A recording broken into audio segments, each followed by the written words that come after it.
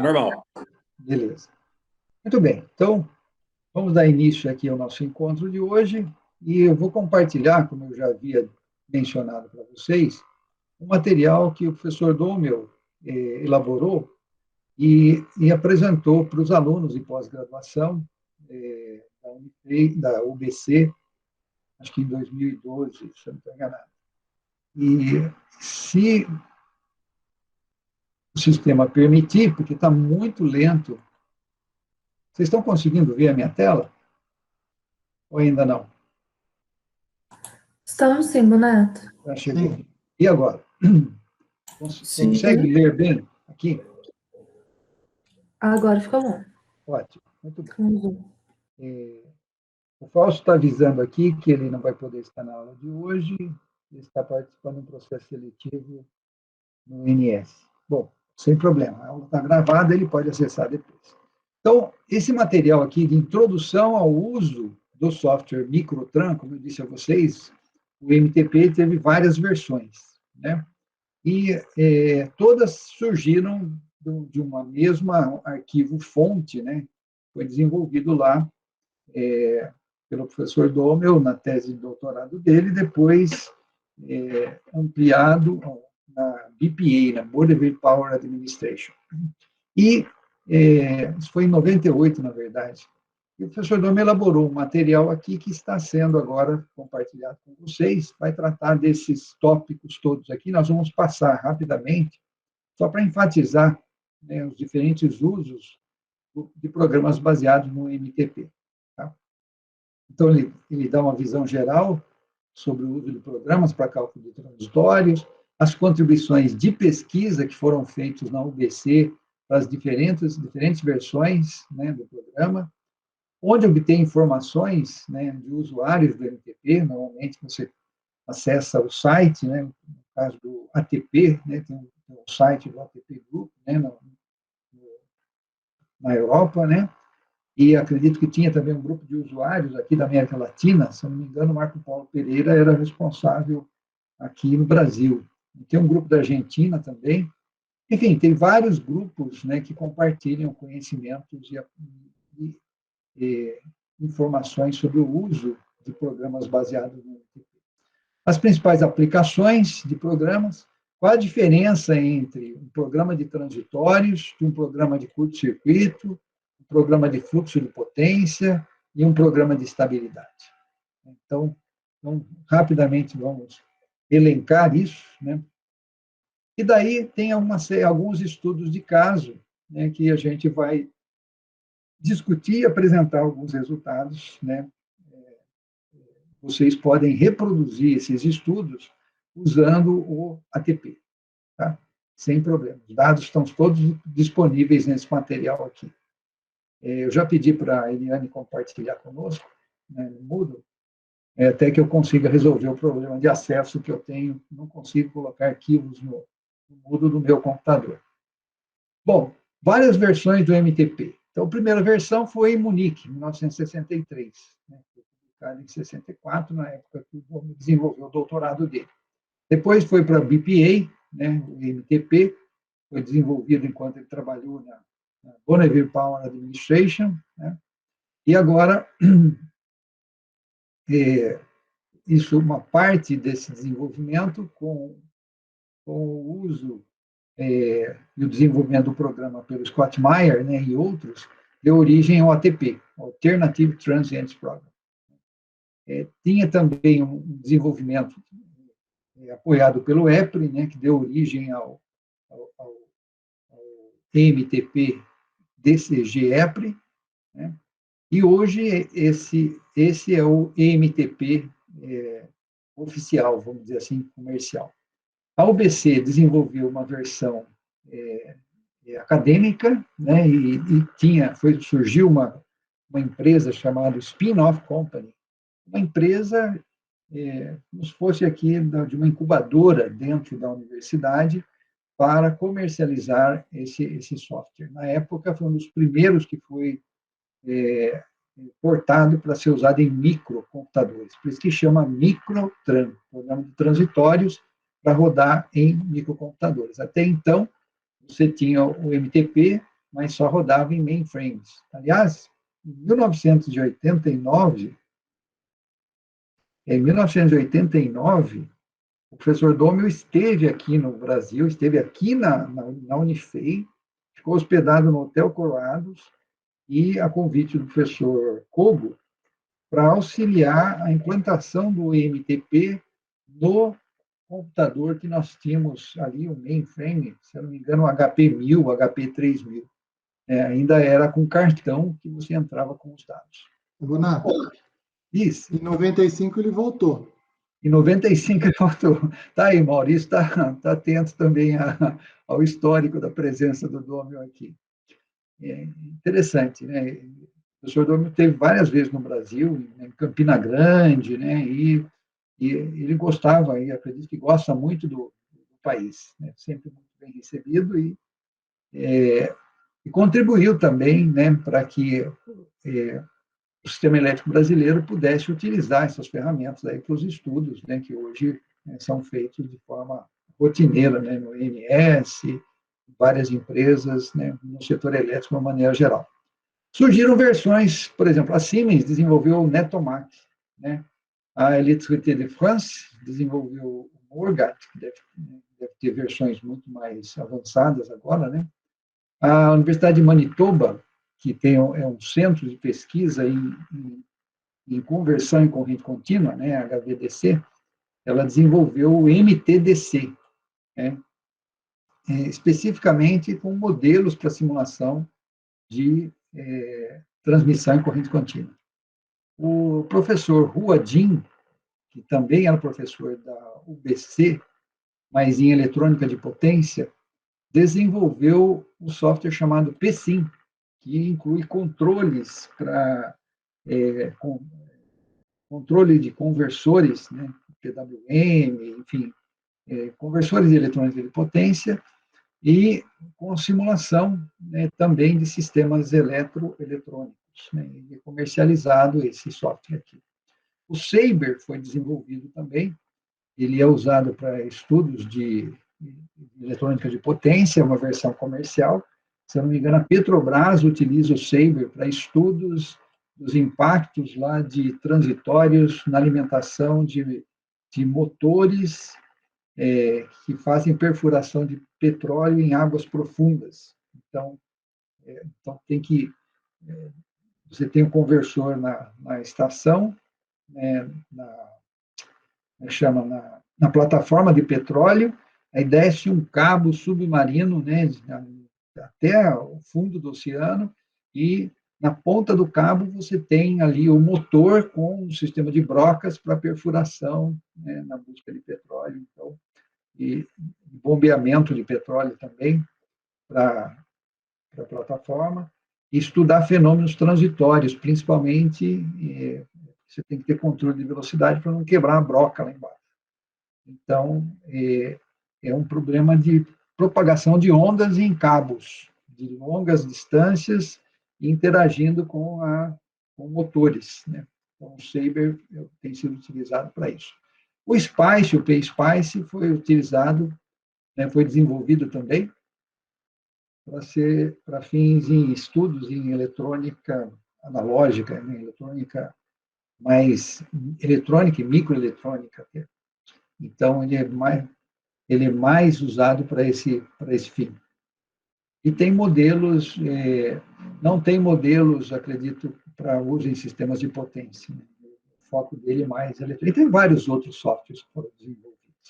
Em todas essas versões, né, do MTP, houveram várias pesquisas que foram desenvolvidas lá na UBC por orientados do professor Dom e do professor Martins.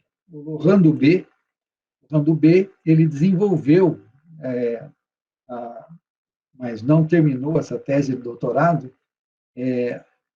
chamada TACS, Transient Analysis of Control Systems. Então, ele desenvolveu o trabalho dele, e segundo o professor Dômio, chegou um determinado momento, quando ele tinha, né, praticamente a tese de doutorado pronta, né, que tinha desenvolvido todas as subrotinas aí do TACS, ele falou, olha, A vida é mais do que simulação de transitórios eletromagnéticos. Ele conseguiu um emprego como lighthouse keeper, quer dizer, uma pessoa que fica num desses faróis na costa canadense para iluminar e orientar os navios, né, que se aproximam da costa. Então, ele foi trabalhar como um lighthouse keeper, né, uma pessoa que vai manter o farol funcionando aí, né, o tempo todo. E deixou, e não terminou o doutorado dele. Eu acho que o Dômio não entendeu. Falou, poxa, até hoje ele não entende. Como é que o cara largou? Aí tem o Casey Lee, trabalhou com linhas de transmissão não transpostas, multifásicas, né, com parâmetros constantes, né, o chamado CP Model. Foi aí também um trabalho orientado pelo Dômio. O professor José Martí, que foi orientado do Dômio também, ele desenvolveu um modelo de linha de transmissão com parâmetros dependentes da frequência. Se vocês forem utilizar o ATP, vocês vão ver que tem lá o modelo J. Martí, né? Então, vem do trabalho de doutorado do José Martí, para permitir essa representação da variação da indutância com frequência, de uma linha de transmissão, indutância distribuída e dependente da frequência, e a resistência também distribuída e dependente da frequência. A resistência aumenta com o efeito pericular, e a indutância diminui por causa da diminuição da área por onde vai circular o fluxo. Né? Devido ao efeito pericular, a corrente circula na periferia do condutor, internamente ao condutor, não tem fluxo, a relação entre fluxo e corrente é o que define a indutância, então há uma redução da indutância. Depois teve aqui modelos de transformadores trifásicos, que foi desenvolvido pelo professor Dômio e a sua ex-esposa, a Ingrid Dômio, né, o chamado BC-Tran, né, e foi desenvolvido também o pré-processador para a entrada de dados do microtran. Depois, o Brandwan desenvolveu o modelo de máquinas síncronas, que é o tipo 59, né, no MTP DCG-EPRI, no ATP, e aí, conversão de dados, né, entre máquinas síncronas, né, foi também desenvolvidas ali pelo professor Dômio, várias contribuições aos programas que foram sendo desenvolvidos. O professor Luiz Martí, que hoje trabalha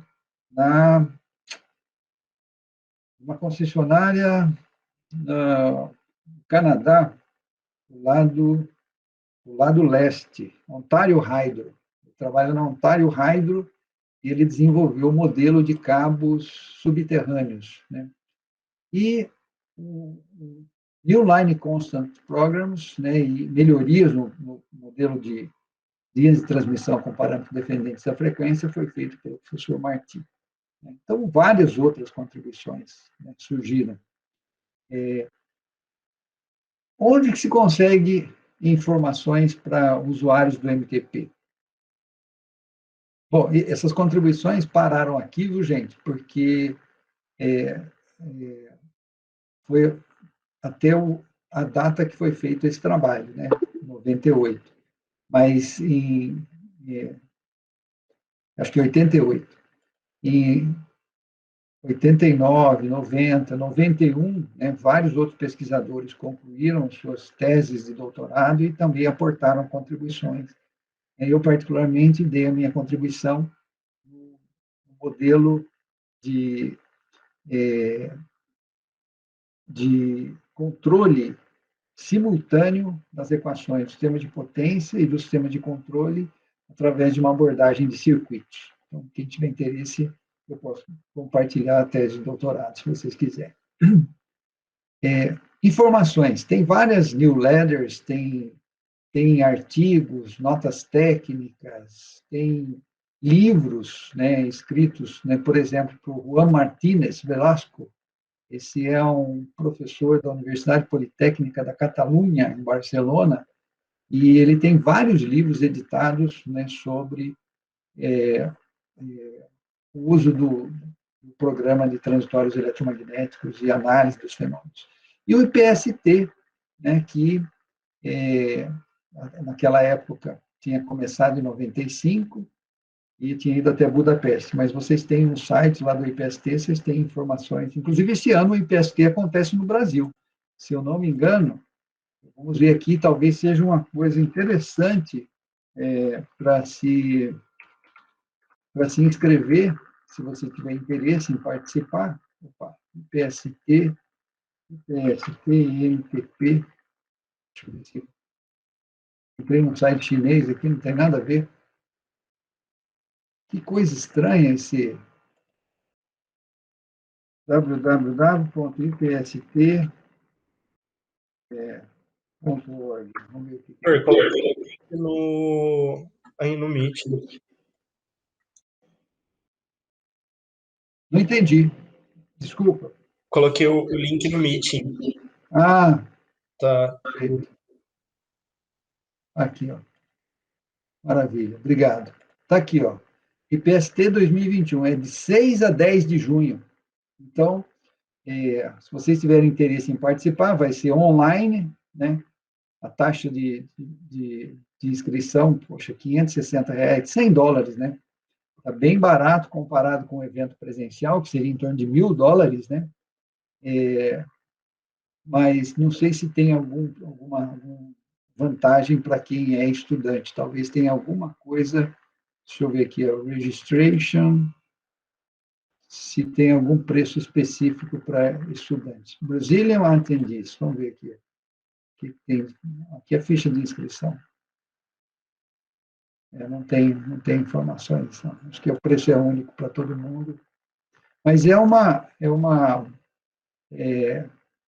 olha, quem vai estar nesse evento? Não tem a informação ainda. Technical Sections, deixa eu ver se tem as Technical Sections. Acho que eles estão montando ainda. Não tem informação.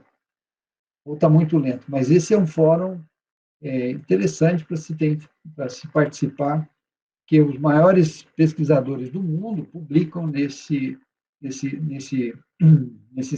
evento, né, especificamente voltado para transitórios eletromagnéticos. Bom, vamos lá. Quais as principais aplicações do microtran? Você pode fazer estudos de regime permanente, efeitos de acoplamento entre linhas de transmissão adjacentes ou linhas de comunicação adjacentes. Por exemplo, vamos supor que você tenha uma linha de 550 kV que está sendo construída, uma linha de 550 kV que está em operação e outra linha de 360 kV em operação. Bom, então aqui você tem, normalmente, mais de um condutor por fase, nessa linha de 500 são 4 condutores por fase, formando aqui o que chama de bundle, né? Que é uma fase composta por 4 condutores, aqui você tem 2 condutores por fase.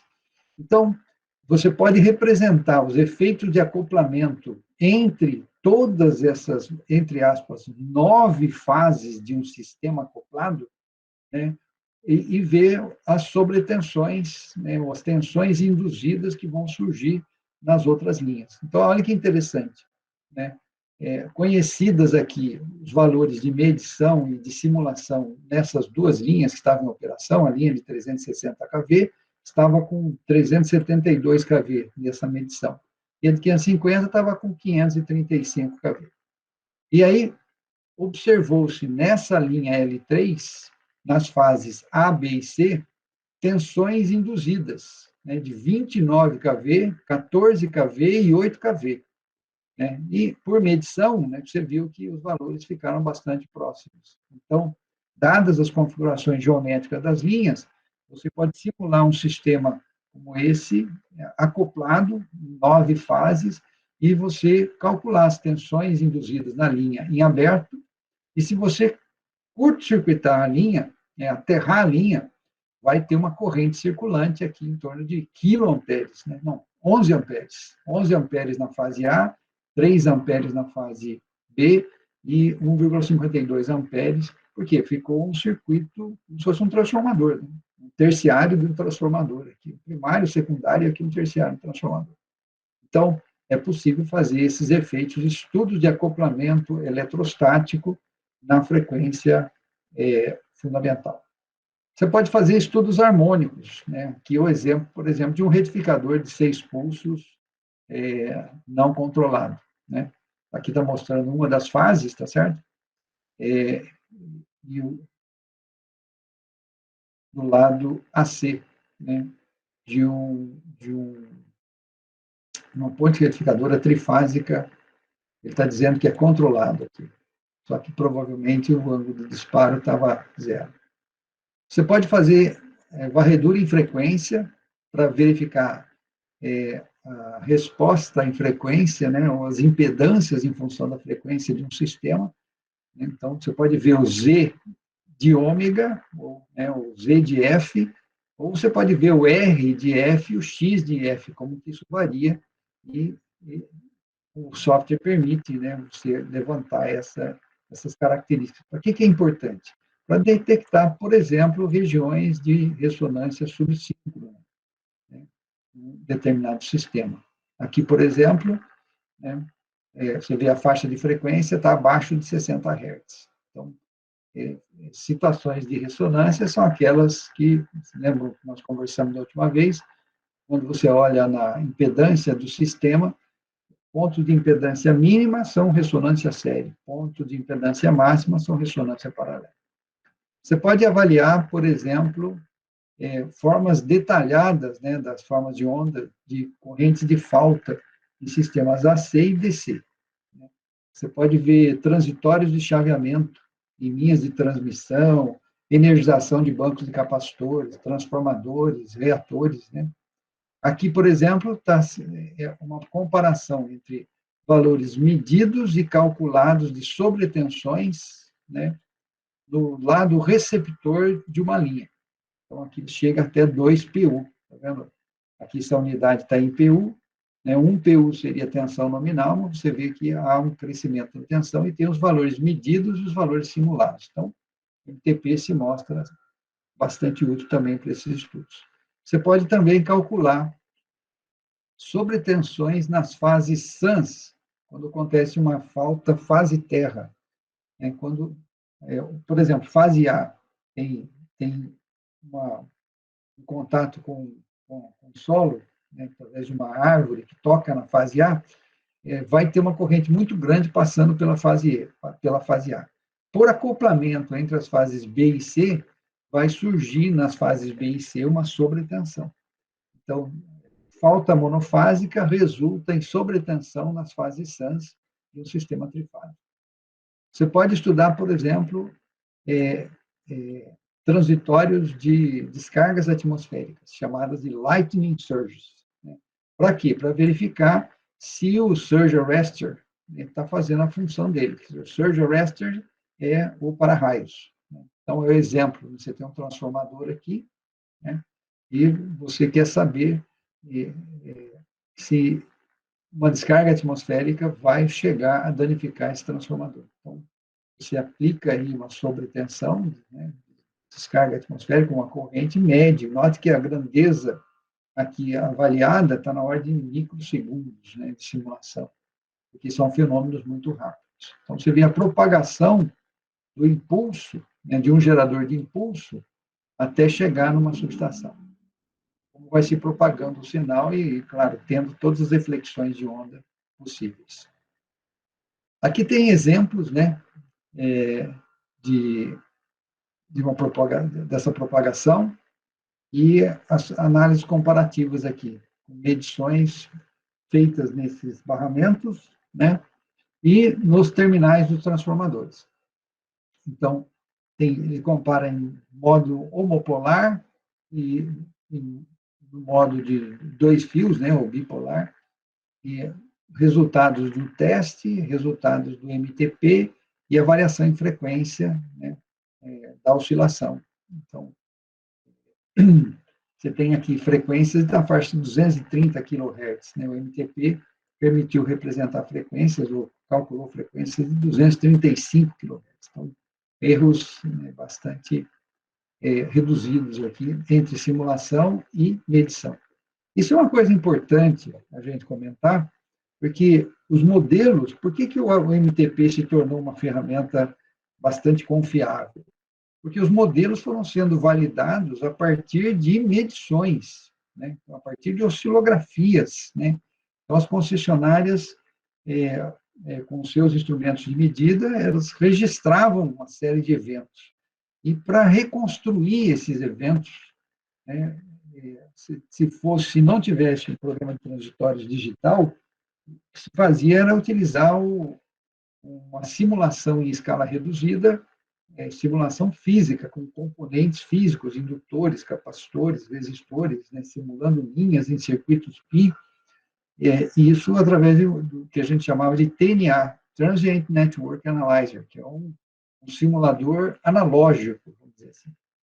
Um simulador digital, vários fenômenos puderam ser replicados, mas sempre em comparação aos resultados medidos. Por exemplo, o fenômeno da ferro-ressonância.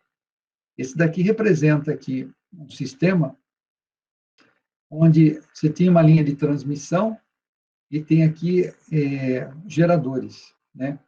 E aqui um autotransformador. E, num determinado momento, aconteceu essa situação de ter um desses geradores desconectados de uma das fases, o outro não estava conectado, e teve uma alimentação de uma das fases através do autotransformador e pelo acoplamento capacitivo dessas linhas. Então, surgiu um fenômeno que a gente chama de ferro-ressonância.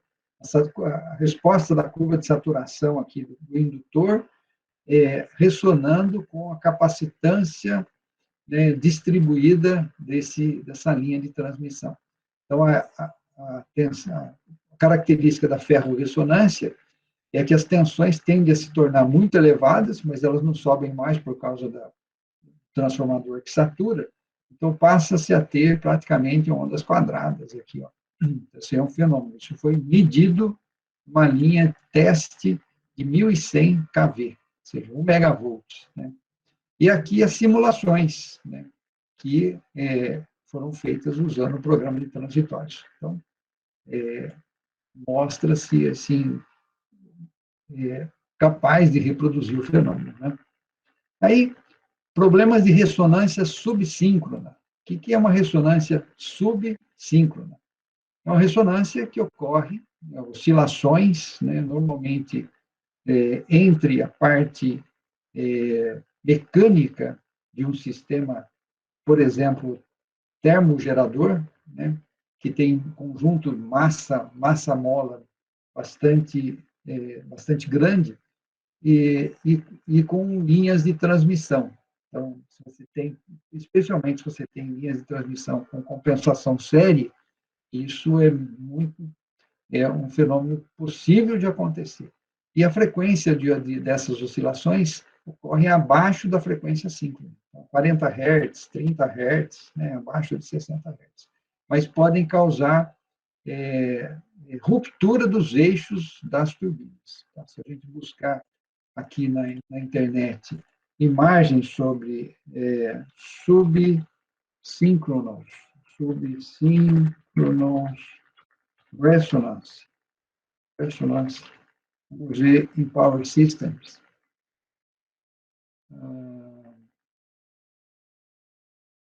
Vamos ver o que aparece.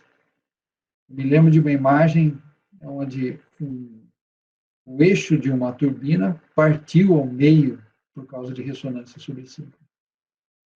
Aqui, ó, ressonância subsíncrona. Vamos ver se tem imagens aqui mostrando.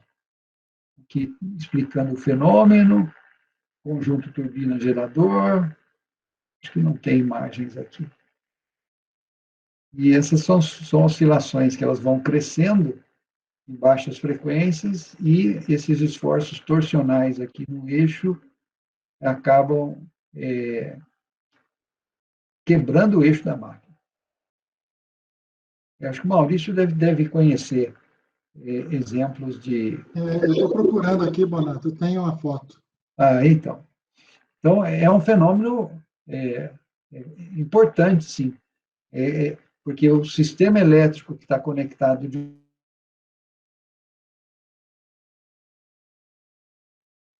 sistema, o eixo que está conectando essas turbinas de alta pressão, baixa pressão, média pressão, conectados ao gerador, ele é torcido de tal forma que esse eixo rompe-se, né? Quebra, estoura, e com danos assim bastante grandes. Note que a frequência das ressonâncias subsíncronas estão abaixo aqui. Aqui nesse caso aqui, frequências bastante reduzidas. Muito bem. Voltando lá, então. Além disso, você pode estudar fenômenos de inrush. O que é inrush? É a corrente de energização de transformadores. Você fala, pô, professor, mas uma corrente parece aqui uma senoide, um semiciclo de uma senoide só. Eu falei, pois é. Dependendo do momento que você faz a energização do transformador, ele pode estar rico, né, de componentes aqui de terceira harmônica.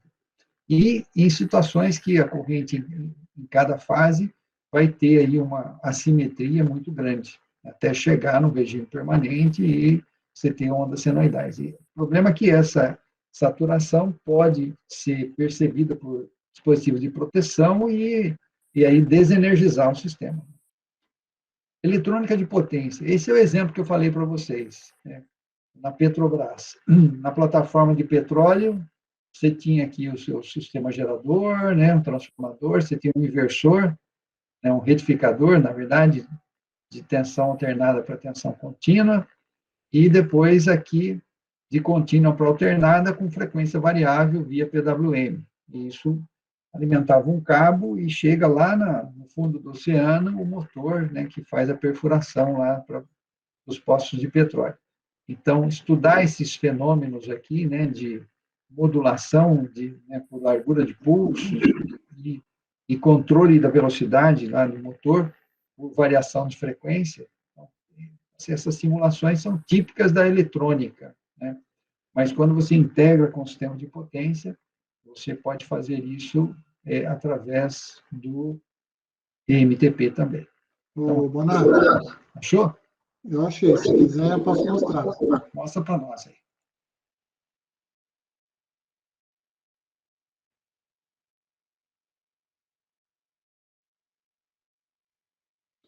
A Mariane acho que já viu, o Tomás também.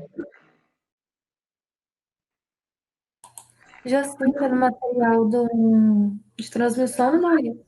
Sim. Sim. Aqui é um caso, né? Caso real, 1970, uma termoelétrica Mojave, o Bonato, é Arizona, né? Se não me engano. Eu não saberia dizer. É o deserto ali do Arizona. Pela foto aqui, é bem típico mesmo de deserto. É. E aí, esse aqui é um detalhe, né, do eixo da turbina. Olha só. Né? Esses pontinhos aqui, todos aqui, na verdade, ela já está desmontada, né? Uhum. Esses pequenos furos com esse túnel, né? Aqui, esses detalhes aqui, é onde são fixadas as palhetas da turbina. Entendi. Então, muito provavelmente, esse pedaço todo aqui da turbina foi para o espaço. Né? Palheta e tudo. Olha que interessante a frequência de ressonância aqui, né? 26,7 e 30,1. E 56. Poxa vida. Aí, aqui no 56 é mais crítico, né? Porque são eventos de grande porte podem levar a máquina a chegar próximo aqui, né? Claro que as proteções atuam antes, né? Uhum. Mas isso principalmente se você tem isso, linhas de transmissão com capacitância série são fortes candidatas a provocar esse tipo de fenômeno, né? Por isso com alta taxa de compensação, né? Exato. Agora está acontecendo também o seguinte, ó. Bom, efeito de gerador de indução, né? Aqui a gente tem exemplos aqui, ó, de 2009, agora nas eólicas. Olha aí. Tem acontecido aí, já o efeito agora já não é mais preocupante em questão de eixo, mas o sinal de tensão, né? Uhum. Pode chegar a 2 PU em 150 milissegundos. Poxa vida. Então, isso é preocupante. Isso aqui também é o caso real lá no Texas. 2009. Ó, acho que é isso. Interessante, interessante. Muito bom. Excelente, Maurício. Então, vocês veem que... Depois eu disponibilizo para o pessoal, quem quiser. Legal. Legal. Eu vou colocar lá, apesar de não fazer parte, né, mas ao mesmo tempo faz, né? Que esse aqui é a participação minha lá no CEPS, Uhum. da parte de transmissão. Legal. Então, vocês veem que tem utilidade para múltiplas coisas. Na verdade, você tem um laboratório, você tem um sistema de potência na sua mão. Se você tiver os dados do sistema, né, e saber o que você está procurando. E aí vem todos aqueles aspectos que nós já conversamos. Né? O que eu vou usar? Eu vou fazer uma simulação de regime permanente, vou fazer uma simulação transitória, qual é o passo de integração que eu uso, né? Então, aqui você vê, né, por que programas baseados no MTP teve uma aceitação na indústria, no setor elétrico? Pela coerência entre o que é medido e o que é simulado. Ou seja, um bom modelo permite você representar fenômenos reais com precisão e qualidade. E isso permite você fazer vários estudos, sem causar destruição no sistema. Tem estudos que seriam altamente destrutivos, né? Principalmente se você vai verificar estresse, sobretensão, sobrecorrente, né, decorrente de operações de chaveamento, de energização, de desenergização, enfim, de ajustes, de controle, de proteção. Então, a aplicabilidade do MTP é em todas as áreas da engenharia, né? Agora, vamos entender, né? Aqui é uma questão conceitual, né? Esse é um material assim bem básico, mas para divulgação mesmo. Então, diferença entre estudos de curto-circuito, fluxo de carga, estabilidade, com programas do MTP. Ora, se você vai, por exemplo, estudar um problema, né, que envolve cálculo de curto-circuitos, né, você vai ter que representar todos os elementos da sua rede, incluindo os geradores, né, por parâmetros que estão mais simplificados para aquele cálculo. Por exemplo, geradores se representa pela reatância subsíncrona de eixo direto, X duas linhas D. O Hermeto que gosta bastante de falar dessas características de geradores. E o gerador pela tensão subtransitória também. Então, é um modelo simplificado do cálculo de como funciona o gerador. Para capacitores séries, né, você, na verdade, utiliza a reatância líquida, né? Então, você pega a reatância da linha de transmissão menos a reatância do capacitor. É um estudo quase como de regime permanente em falta, né? Diferentemente, se você for estudar um problema transitório, você não pode usar reatância. Reatância é para regime permanente, ou para estudos aí de curto-circuito. No período transitório, você tem que representar as relações instantâneas envolvendo as variáveis, né, nos componentes. Então, indutor tem que... A tensão não é uma reatância vezes a corrente, é a indutância vezes a derivada da corrente no tempo. No capacitor é 1 sobre C integral da corrente, mais se tiver tensão inicial armazenada no capacitor. Então, programas de cálculo de curto-circuito, eles resolvem 3 redes monofásicas, uma com sequência positiva, outra com sequência negativa e outra com sequência zero, utilizando, é claro, esses parâmetros de sequência positiva, sequência negativa e sequência zero. Por quê?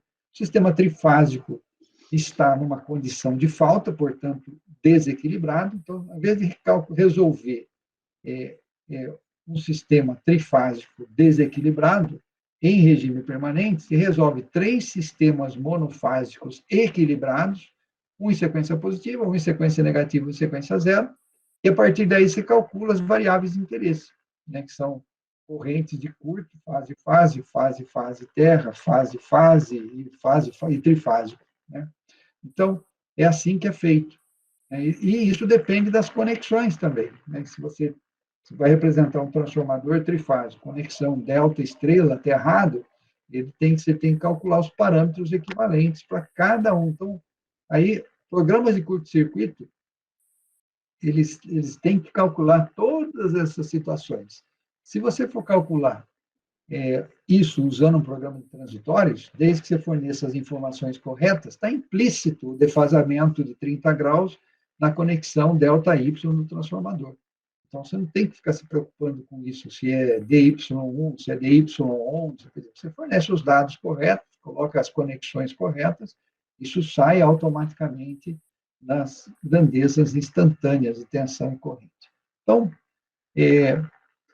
quase sempre, né, quando você faz estudos de curto-circuito, você tem que fazer algumas hipóteses da relação X sobre R que você tem na rede, para poder fazer os ajustes nas valores de subsíncronos, né?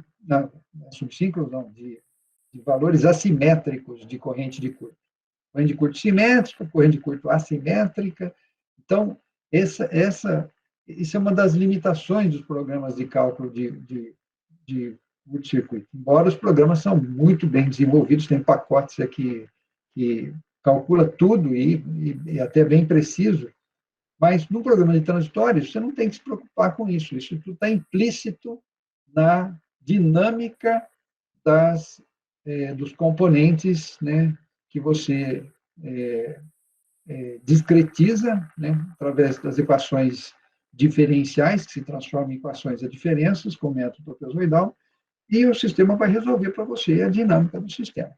Então, tudo isso já está embutido no pacote. Ou seja, o programa de curto-circuito, né, diferença entre o programa de curto-circuito com o programa de cálculo transitórios.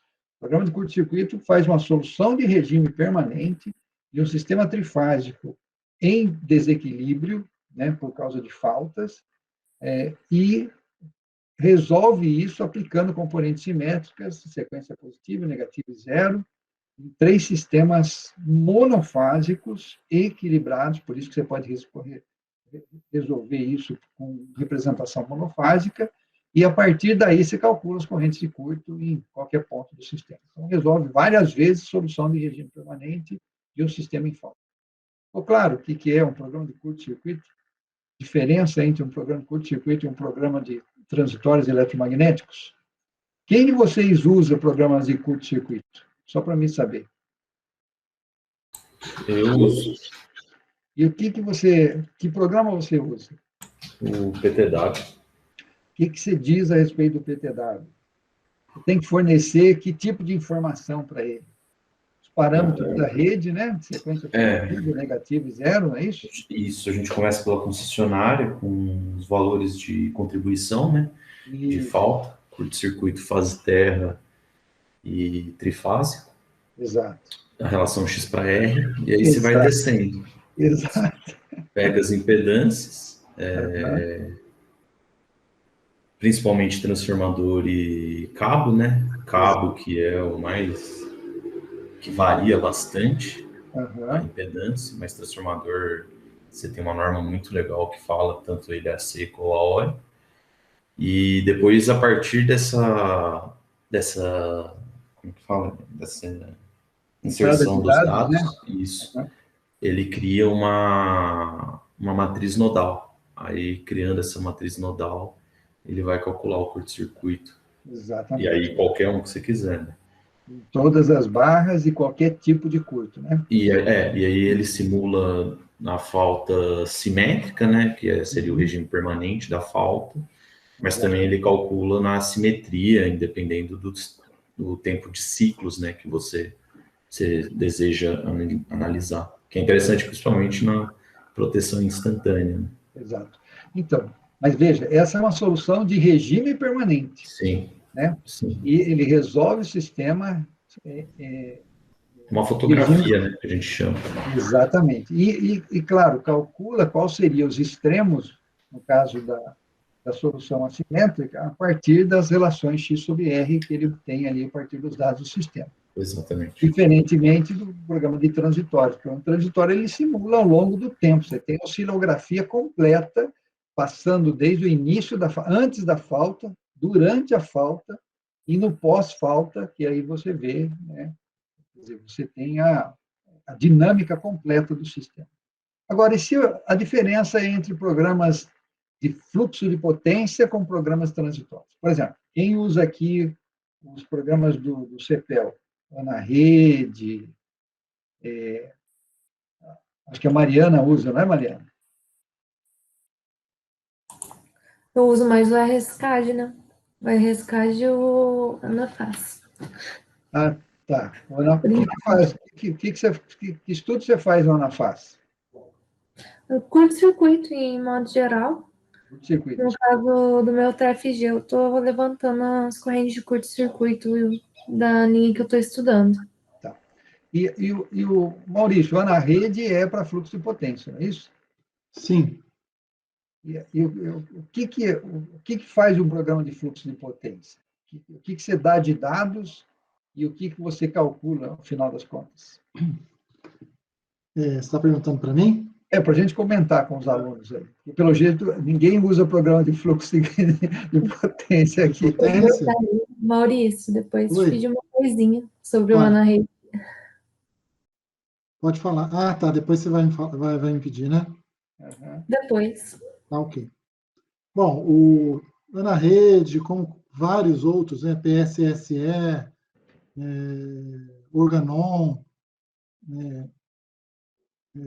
eles são, na verdade, eu estou falando de outros programas, né? Que, no caso do Organon, ele não é só fluxo de potência. Mas vamos falar só do fluxo de potência. Você informa os dados de rede, né?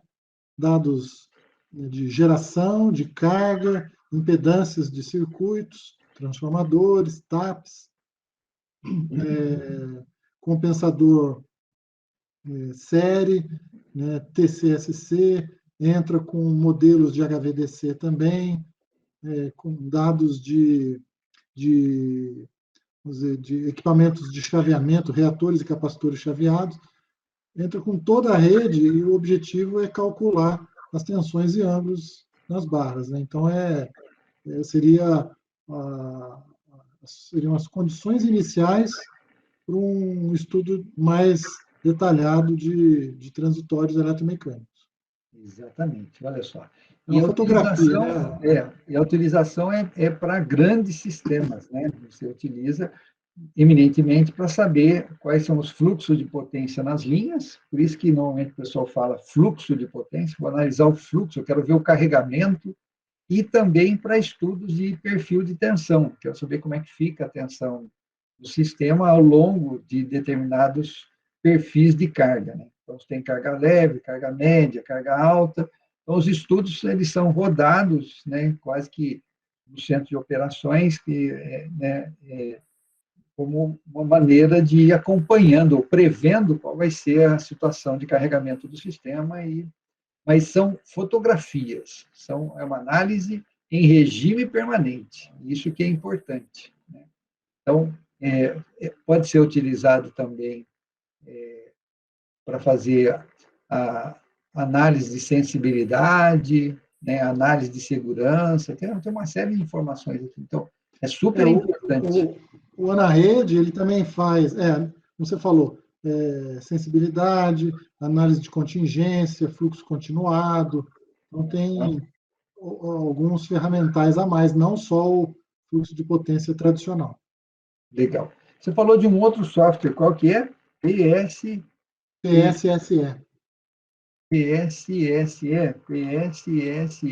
Isso? Sim. Fluxo de potência. Isso é Power System? Não. Não. Coloca PSS, o barra E. Barra E. Aí. Coloca Siemens. Ah, tá. É um aplicativo da Siemens. Na verdade, ela comprou o PTI, né? Ah, era o PTI, então. Tá. Tá. Ele faz os estudos de fluxo de potência, né, de grandes sistemas, né? Controle de... Assim, ele é bem difundido, né?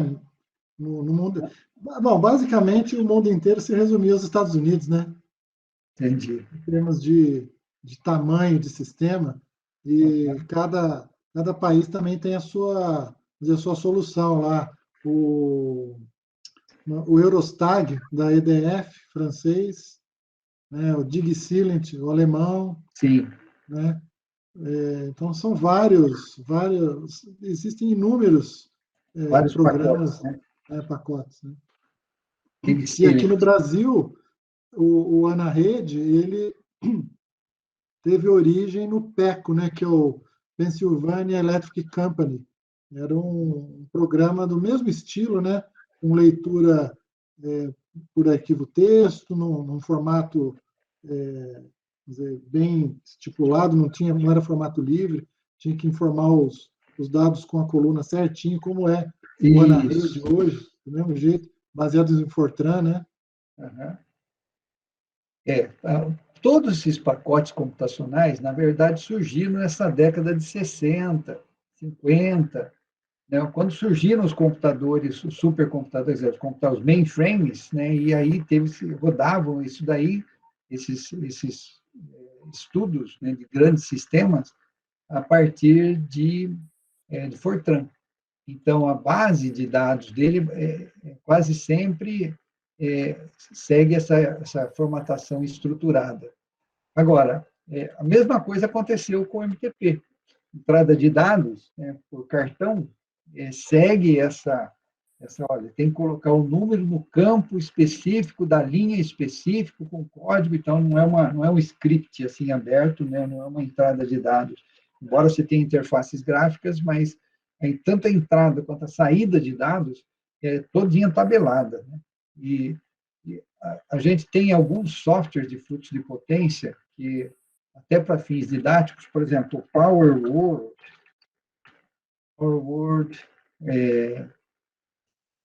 que eu estou utilizando atualmente. Isso, você consegue visualizar, né, na tela, né? Claro que ele faz uma simulação aí, não é bem assim, né? A energia eletromagnética não são bolinhas circulando aqui pelas linhas, tá? Mas dá uma visualização colorida, bastante interessante, dos fluxos nas linhas, das condições de operação, se está mais carregado, menos carregado. Então, isso foi desenvolvido por um professor, né, amigo do Paulo Ribeiro, inclusive, que desenvolveu esse simulador e aí criou uma empresa, que é a PowerWord, para comercializá-lo, porque isso, principalmente quando houve a reestruturação do setor elétrico, as pessoas não entendiam, né, por que tinha que ter tantas medidas preventivas no sistema elétrico. Né? Como é que você explica como acontece um blackout, como reenergizar os sistemas, tem toda uma sequência de operação, você não pode ir ligando assim à torta e direito, tem estágios. Então, o PowerWord ajudou muito a essa visualização dos fenômenos, né, que até então estava só na cabeça dos engenheiros. Então, é uma ferramenta, por exemplo, que seria interessante nós termos também na Unifei, para uso pelos alunos e talvez ter lá um painel na entrada da Unifei mostrando os fluxos de potência que estão rodando no sistema elétrico brasileiro ali. Então, mas veja, tudo isso, só para falar então que fluxo de potência é a solução de regime permanente, certo? Agora, é importante a solução de regime permanente? Claro que é. Nós vimos lá, se você quer calcular acoplamento entre várias linhas de transmissão, linhas de comunicações próximas, você tem que fazer a solução fasorial, a chamada solução fasorial. E aí, para multifases, para linhas transpostas ou não transpostas, então o MTP faz a solução fasorial. Ele não é um fluxo de potência. Que eu saiba, não sei se o ATP tem um fluxo de potência que rode antes, talvez até tenha, eu não conheço. Mas ele calcula a solução de regime permanente para calcular a solução em T igual a zero. E pode calcular várias soluções de regime permanente. O que ele usa para isso? Linha de transmissão ou modelo π exato, com as funções hiperbólicas. Os outros componentes do sistema, todos são trocados. A indutância é trocada pela reatância indutiva. Então, dado uma certa frequência, ele troca o L pelo XL, troca o C pelo XC, que é 1 sobre J ômega C. Então, você tem um sistema matriz complexa. Você tem um vetor y, que é de admitância, vezes um vetor v, é igual a um vetor i.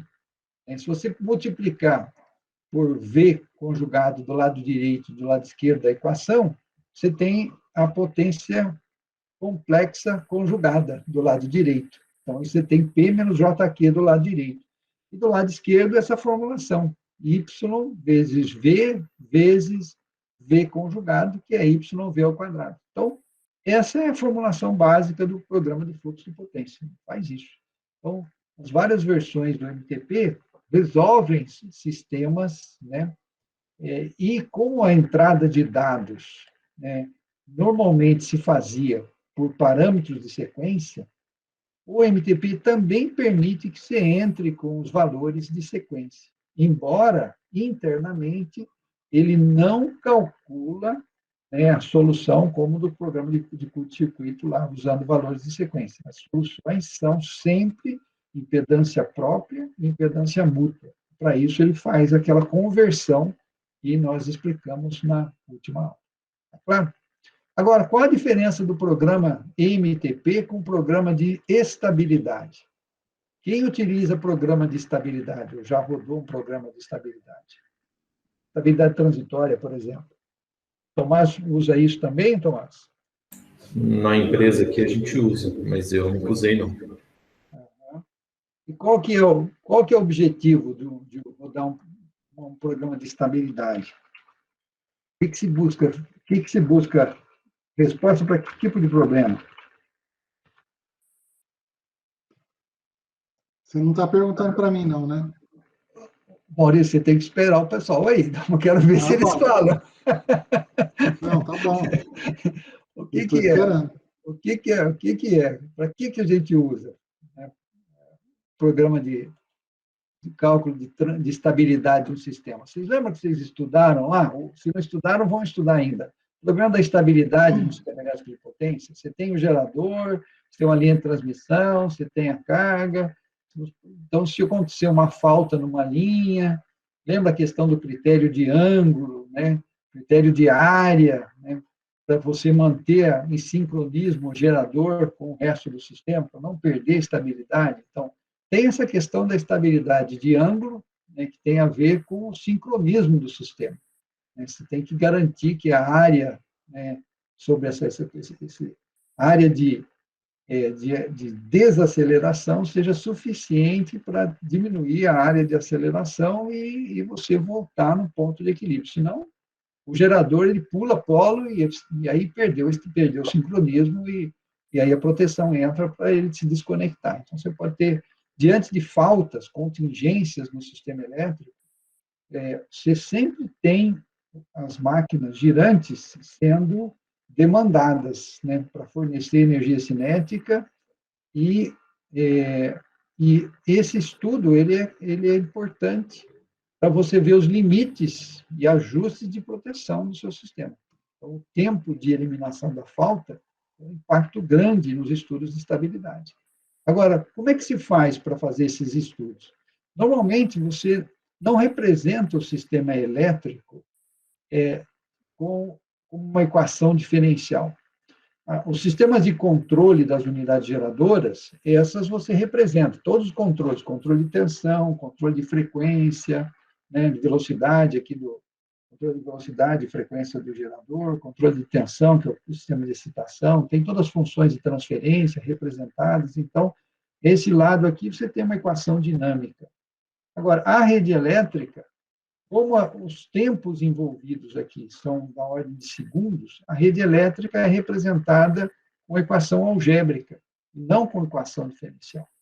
Então, olha só, no fluxo de potência era tudo equação algébrica, tudo YV igual a I. No estabilidade, uma parte é equação dinâmica, e a rede é representada com equação algébrica, tipo YV igual a I. E aí, você analisa a dinâmica do sistema. O que você observa? Frequência, a variação da frequência, a variação da tensão e a atuação dos controles, os ajustes nos controles também. É isso, né, Maurício? Sim. E aí, nós temos, no CEPEL, nós temos um programa que chama Anatem. Anatem. Então, o Anatem, ele faz análise de transitórios eletromecânicos. E a diferença está justamente isso. Ele vê, por exemplo, vai ter diante de uma por exemplo, uma perda de geração, né, mantendo-se a carga, vai ter uma queda de frequência, até que os sistemas de controle de velocidade mandem abrir, né, o distribuidor de entrada de água na turbina, para a turbina, né, passar a fornecer mais potência mecânica no eixo e, por sua vez, ter potência elétrica suficiente para alimentar a carga, restabelecendo a frequência. Então, aí entra todos aqueles bloquinhos de controle lá, vocês estudaram no MATLAB, Simulink, né? Então, controle PI, PID, com limites, então, toda a história do OGATA, né, de sistema de controle, entra aqui aplicado a controlar esse grande sistema elétrico que é o sistema elétrico brasileiro. Então, é uma usina oscilando contra a outra, tem oscilações eletromecânicas de baixa frequência, quando você tem áreas, né, norte-sul, né, uma oscilando contra a outra em frequência aí de 0,2 Hz e tal, como é que você mata essas oscilações? Então, tem assim, uma diversidade de estudos, né, de estabilidade de ângulo, estabilidade de tensão, tem os fenômenos, né, que o Zambroni gosta de estudar, que é o fenômeno de colapso de tensão, quando você coloca elementos de correção de reativos para atuar no sistema. Então, estudos de estabilidade são típicos no sistema elétrico com diversas ferramentas. Acho que o Digicine também faz isso e várias outras. Agora, em relação ao MTP, qual a diferença do MTP? Então, basicamente, olha, o que se busca resolver no programa de estabilidade é simular lá a swing equation, equação swing, né? Na verdade, a gente falava equação swing, mas na verdade, equação de balanço, na verdade, né? Que está ligado aqui com a lei de Newton, resultante das forças é igual a massa vezes a aceleração. Só que é um movimento rotativo, né? Você transporta isso daqui para essa relação entre torque e potência, e você tem a equação swing que representa a máquina. E a rede, você tem a equação algébrica representando a rede. E aí entra de novo as mesmas considerações, né? Para a rede, os parâmetros de sequência utilizados e tudo mais. No MTP, você já põe tudo dinâmico. Todos os geradores, todas as equações dinâmicas, controle dinâmico, linhas são equações diferenciais, fica tudo representado um conjunto de equações diferenciais que vão ser discretizadas e você vai resolver todas as grandezas elétricas e mecânicas em função do tempo. Então, não é solução de regime permanente, é ponto a ponto ao longo do tempo. Você tem a resposta no tempo. A analogia que a gente pode fazer é assim, o MTP é uma tomografia computadorizada do que acontece nas grandezas elétricas do sistema elétrico, né? Enquanto que os outros são algumas fotografias, é uma radiografia, é uma foto, né, para uma dada condição.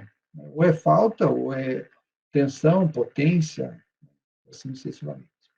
Está claro, pessoal?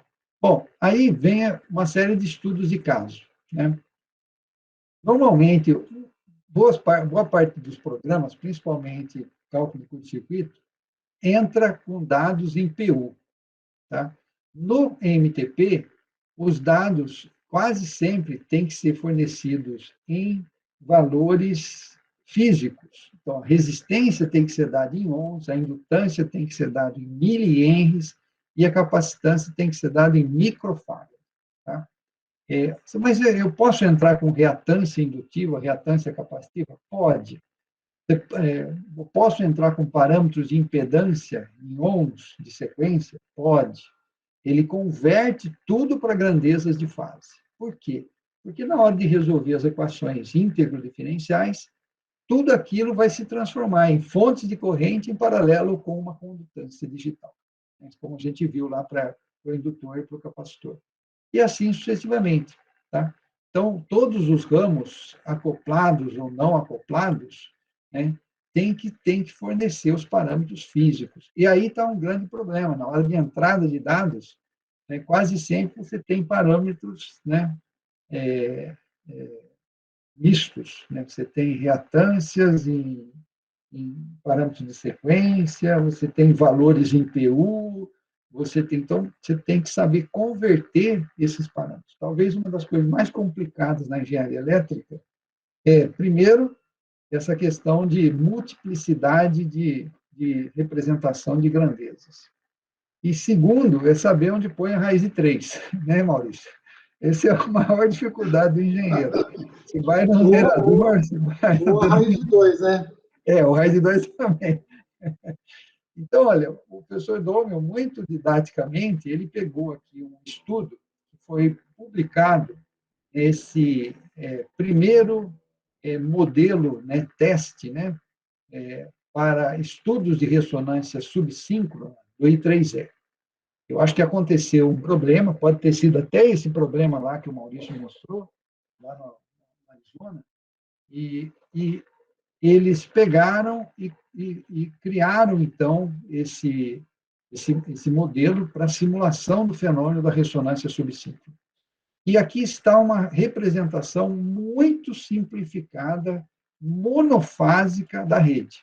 Você tem um gerador, que nesse caso é simplesmente uma fonte de tensão alternada senoidal, a reatância do gerador mais o transformador elevador, está tudo junto aqui nessa reatância aqui de 0,275, né? Depois você tem uma linha de transmissão, que tem a resistência e a reatância, também são valores aqui, acho que no IPU. Aí você tem um capacitor série, note que o capacitor série aqui, a informação é que ele está dado aqui em reatância capacitiva negativa. Então, note, num estudo de regime permanente, você vai pegar 0,5 e somar com menos 0,371. Você teria aqui uma redução da reatância equivalente, né, da linha e capacitor série. E, por fim, você tem uma falta aqui, né, desse nó B para a Terra. Bom, a partir desses dados aqui, começou-se a fazer uma série de estudos. Claro, eu não vou entrar em detalhes aqui, porque isso diz respeito à entrada de dados no Microtran, vocês não utilizam o Microtran, mas vocês podem fazer essa mesma simulação usando o ATP.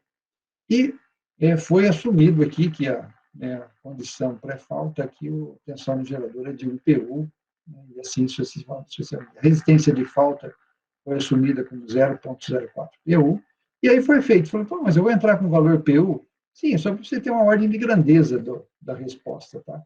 Para você entrar com grandezas físicas, você tem que saber os valores base de tensão, de potência, e fazer a devida conversão. Mas não é o caso aqui. Então, a primeira simulação é de regime permanente. Então, para aquele sisteminha, se você for calcular a corrente de falta, você pega a tensão pré-falta e divide pela impedância total. Então, dá para calcular. A corrente de curto-circuito lá naquela linha vai ser 2,448 PU. Certo? Então, isso seria uma solução de regime permanente. Dá para fazer uma simulação em regime permanente no MTP? Dá. O que você faz? Você coloca o T-start igual a -1 na fonte, qualquer número -1, né?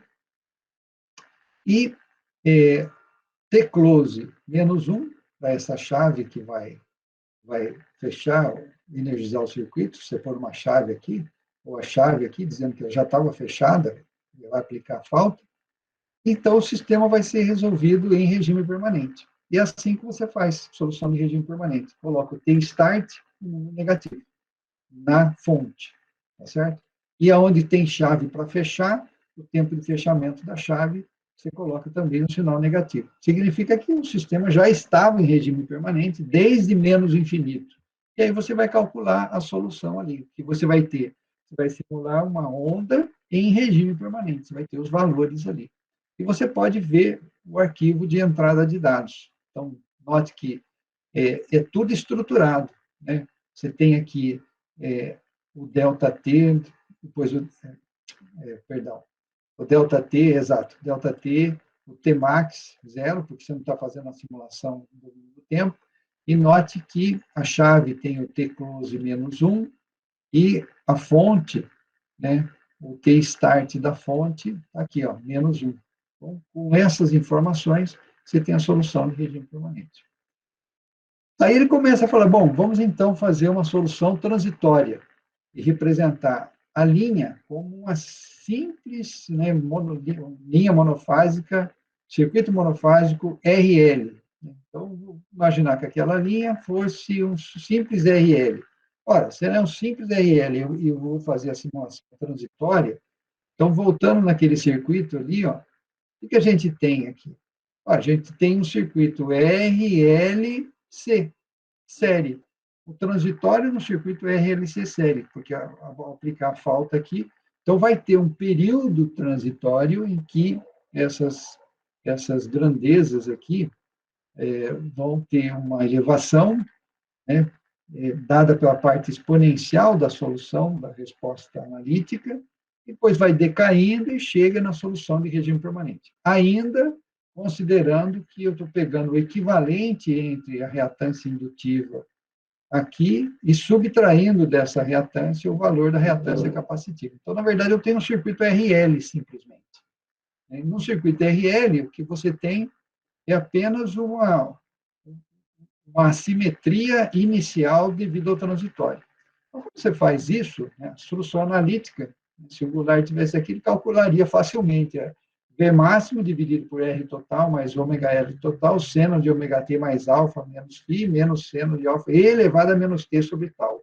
Esse tal aqui é a constante de tempo do seu circuito, né, que vai dar o decaimento, né, a parte DC, ou que a gente estuda em curto-circuito fala o DC offset, né? E a partir daí você pode simular esse sistema, né, de diferentes maneiras. Você vai ver que tem, então, essa assimetria aqui, ó, no circuito RL, dependendo do instante que você aplica a falta. Então, você pode ter menos assimetria, ela pode ser uma assimetria para cima, uma assimetria para baixo, mas essa exponencial aqui decrescente caracteriza, né, o período transitório. Chegou no regime permanente, aqui você tem as magnitudes constantes. Então, é possível representar isso.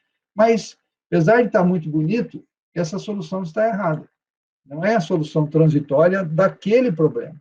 Onde está o erro? O erro foi que a gente calculou uma resistência equivalente à reatância indutiva subtraída da reatância capacitiva. Não é assim que você estuda a dinâmica de um sistema no programa de transitórios. Na verdade, isso aqui tem que ser representado como uma indutância, e isso aqui tem que ser representado como uma capacitância. Então, na verdade, você tem um sistema de segunda ordem, não um sistema de primeira ordem. Então, aí vem a representação correta. Você fala, não, vamos representar aquele sistema, né, da maneira correta. Eu vou pôr mais para frente, tá. Aí, esse daqui ainda é... não, foi colocada a capacitância aqui. Foi colocada a capacitância e eu estou representando o circuito, a linha com o circuito RL, só que o capacitor tem que ser representado como uma capacitância. E isso está sempre correto, tanto para a solução transitória quanto para a solução de regime permanente. O valor negativo de reatância só pode ser usado para a solução de regime permanente. Na análise transitória, você nunca usa uma reatância negativa, né, porque não faz sentido, tem a dinâmica envolvida no comportamento do capacitor. Então, ao representar isso, você vê que a resposta lá da corrente de falta, olha, ela além das 60 Hz, ela tem uma outra frequência sobreposta a ela. Então, aqui você já começa a ver a ressonância subsíncrona acontecendo na corrente de falta. Você tem os 60 Hz e tem uma modulação aqui numa frequência mais baixa superposta à resposta em 60 Hz. Então, esse é o transitório, mas ainda considerando o circuito RLC. Eu não considerei a linha como um circuito RL apenas, o que não está correto, na verdade. Aí, como aquele é o capacitor série, o professor Maurício vai lembrar, olha, todo capacitor série tem que ter um gap, né, um varistor de proteção, né, para que correntes de falta muito grandes não passem através do capacitor, mas sim através de um bypass, né, para não danificar o capacitor. Então, é possível você simular esse bypass aqui, inserindo na simulação, né, e ver a resposta. Por outro lado, a linha não está bem representada, só com RL. Então, vamos colocar a linha como se fosse um circuito π, com a sua impedância série e a sua capacitância shunt, né?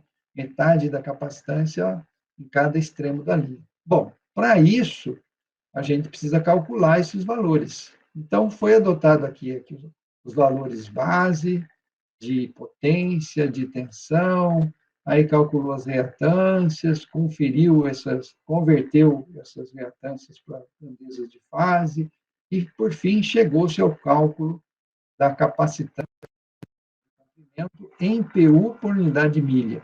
E aí, o circuito π, você fornece esse valor de capacitância também em PU aqui, metade de cada lado da linha. Bom, vocês compararem aqui o modelo da linha, representada por um circuito π, e o modelo RL da linha, quase você não vai ver diferença, exceto aqui no início, né?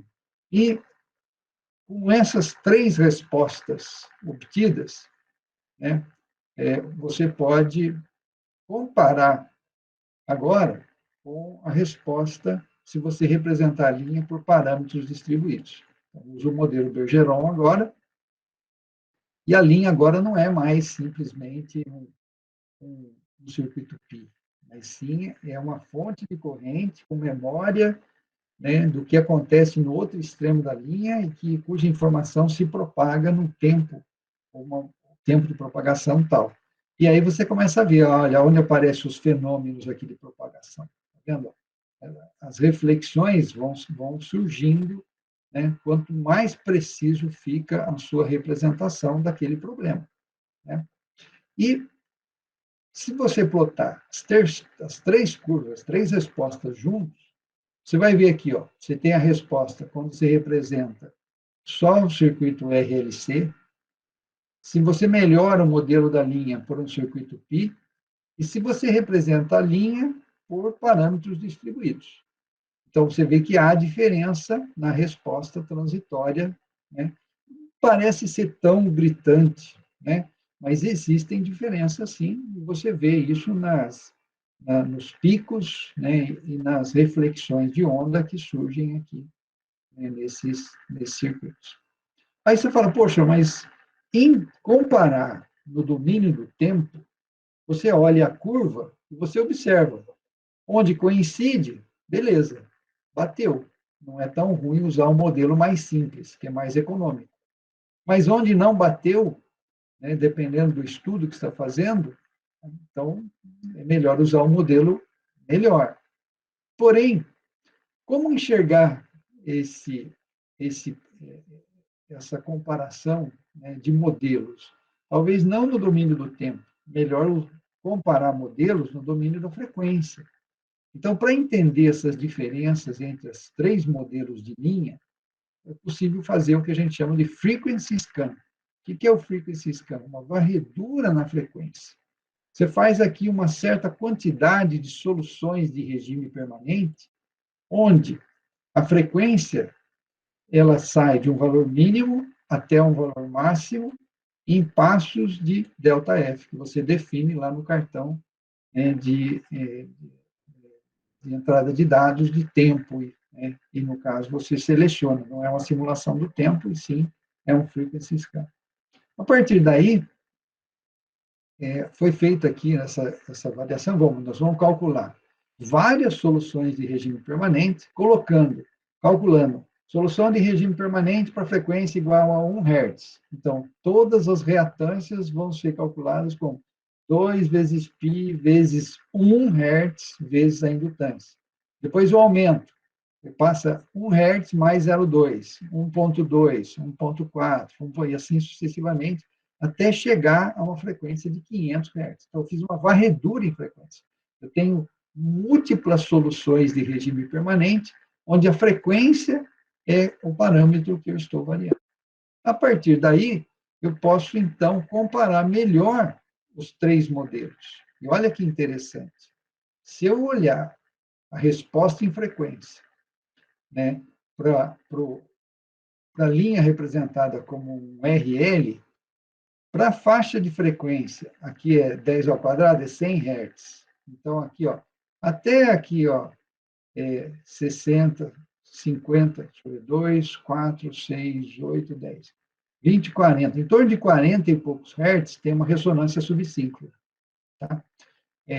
60 Hz estaria aqui.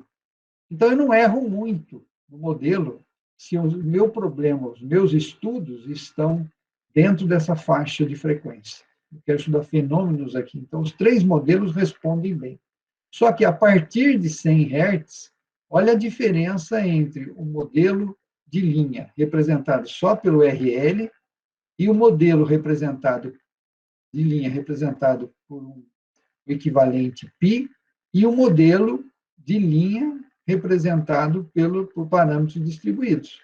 Então, se os fenômenos que você vai estudar estão na faixa de 300 Hz, por exemplo, quinta harmônica, né, representar aquela linha por um RL não está correto. Representar por um π, tampouco. Então, melhor representação seria o modelo exato da linha aqui, em regime permanente, que seria conforme foi feito aqui. Essa solução é uma solução do modelo π exato, que é com funções hiperbólicas. Essa daqui é o modelo onde você coloca um circuito π, mas não é o π nominal, né? Não é o π exato, é o π calculado lá com parâmetros da forma como a gente demonstrou anteriormente. Por isso a diferença, né? E você vê os pontos de ressonância shunt, que são pontos de máxima impedância, e pontos de ressonância série, que são pontos de mínima impedância, né? Então, o modelo mais preciso aqui seria o que utiliza a solução exata da linha com funções hiperbólicas. A gente pode olhar também essa questão olhando o ângulo das impedâncias. Então, se a gente olhar o primeiro, a linha representada por um circuito, ora, para frequências abaixo dessa frequência ressonante ali, de subsíncrona, o sistema tem um ângulo de menos 90 graus. É eminentemente capacitivo. Aí, ele se torna resistivo quando a frequência é a frequência ressonante, porque XL é igual a XC, então o que a fonte enxerga é apenas a resistência da linha, é a ressonância série, que corresponde à ressonância subsíncrona. Quando a frequência fica maior, ele passa a ter o ângulo aqui de impedância próximo de 90, caracterizando aqui o comportamento eminentemente indutivo que vai até o final, até os 500 Hz. Mas esse modelo está incorreto. Se eu represento a linha por π, a gente nota que para a frequência em torno de 120 Hz, existe outra ressonância. Depois aqui para a frequência próximo de 280 Hz, eu tenho outra ressonância, né? E lá para frente eu tenho outra ressonância em torno de 420 Hz, que a gente vê aqui, ó, esses pontos de ressonância máxima, aqui, aqui, aqui e aqui. Então, tem 1, 2, 3, 4 pontos de ressonância. Ó, 1, 2, 3, 4 pontos de ressonância. Note que o ângulo sai de indutor para capacitor, quer dizer, de indutivo para capacitivo, de capacitivo para indutivo, depois de indutivo para capacitivo de novo. Então, olhar, comparar modelos no domínio da frequência é muito mais eficiente ou eficaz para você ver, numa faixa de frequência de interesse, qual vai ser a impedância vista pelo sistema. Está claro? Deixa eu voltar aqui que eu estou falando, eu não sei, tem alguma dúvida? Ficou claro, Mariane? Você já tinha feito algum cálculo de resposta em frequência de um sistema? Tudo certo, Renato. Eu tinha feito só nos desafios do senhor. Ah, Naquele legal, excelente. Então, esse seria um estudo interessante de reproduzir, porque aí você vê realmente, olha, tá vendo? Eu estou comparando modelos, né? E como é que monta esses modelos? Você monta os 3 circuitos no ATP, coloca uma fonte de 1 ampere, com frequência variando, e vê a resposta, né? Qual é a tensão naquele nó que você está injetando a corrente, o outro extremo está aterrado, né? E, a partir daí, você vai ter a resposta, o módulo e ângulo. Aí você plota os 3, né? 3 magnitudes num gráfico, os 3 ângulos no outro, então dá para comparar os modelos. Isso aqui é uma ferramenta poderosíssima do MTP. Né? Muito bem, então vamos agora para... Que outro estudo se faz normalmente? Ali são simulações monofásicas, só para mostrar como que usa o programa. E se eu quiser fazer um estudo de curto-circuito, numa rede trifásica?